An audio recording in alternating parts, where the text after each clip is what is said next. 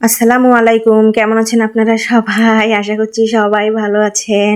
আমরাও আল্লাহর রহমতে আলহামদুলিল্লাহ ভালো আছি। তো প্রেসার কুকারে আমি ছোলা বুট সিদ্ধ বসাই দিয়েছি। ছোলা বুট সিদ্ধ হয়ে গেছে। এখন ভুনা করে নেব।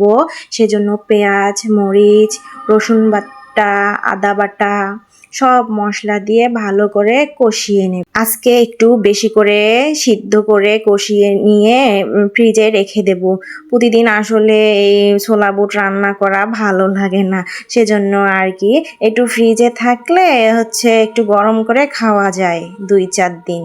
2-4 দিন পর আবার আরেকটু রান্না করব। এভাবেই আমি রান্না করি। তো যাই হোক, ছোলা বুট হয়ে গেছে। এদিকে আব্দুল্লার বাবা মাছ নিয়ে এসেছে, পাবদা মাছ আর টাকি মাছ। মাছগুলো আমি কেটে ধুয়ে নিলাম। এমন সময় মাছ নিয়ে এসেছে, রান্না বাদ দিয়ে আগে মাছগুলো কেটে ধুয়ে নিলাম। তো টাকি মাছগুলো ভালো করে আমি ধুইতে পারিনি, ভালো করে ঘষা হয়নি, তো ওরকমই রেখে দিয়েছি। যখন রান্না করব তখন ভালো করে ঘষে ধুয়ে নিব। আজকে একটু রান্না করব সেজন্য ধুয়ে নিচ্ছি। এদিকে আমার বড়াগুলো হয়ে গেছে, বড়াগুলো এখন নামিয়ে রাখবো।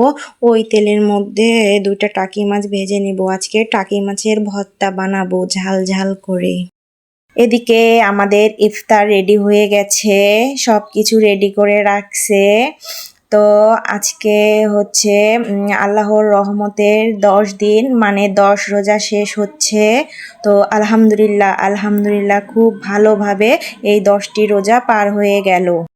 তরকারি যেন শেষ হতেই চায় না। কালকের একটু মাংসের তরকারি আছে, সেটা এখন একটু পোড়া পোড়া করে ভাজি করে নিব। আজকে টমেটো আর কাঁচামরিচ দিয়ে পাবদা মাছের টক ঝাল চচ্চড়ি বানাবো। তো পাবদা মাছটা কেন জানি আমি খেতে পারি না, ভালো লাগে না আমার কাছে, সেজন্য বেশি রান্না করব না। শুধুমাত্র 4টা পাবদা মাছ রান্না করব। পাবদা মাছের চচ্চড়িটা হয়ে গেছে। এদিকে আমি পেঁপে কেটে ধুয়ে রেখেছি, পেঁপে ভাজিটা করে নিব। এই তো পেঁপে ভাজিটাও হয়ে গেছে, এখন পেঁপে ভাজিটা নামিয়ে রাখছি। খুব মজা হয়েছিল এই ভাজিটা, আমি এই ভাজি দিয়েই ভাত খেয়েছি সন্ধ্যা রাতে। এখন টাকি মাছের ভর্তা বানাবো। টাকি মাছের ভর্তা বানানোর জন্য আমি সব কিছু রেডি করে নিয়েছি। মাছের কাঁটাগুলো বের করে নিচ্ছি। আমরা আসলে টাকি মাছের 2 ভাবে ভর্তা খাই। এভাবে কাঁচা পেঁয়াজ, কাঁচা আদা দিয়ে ভর্তা বানিয়ে খাই, আবার সব কিছু তেলে ভেজে ভর্তা বানিয়ে খাই।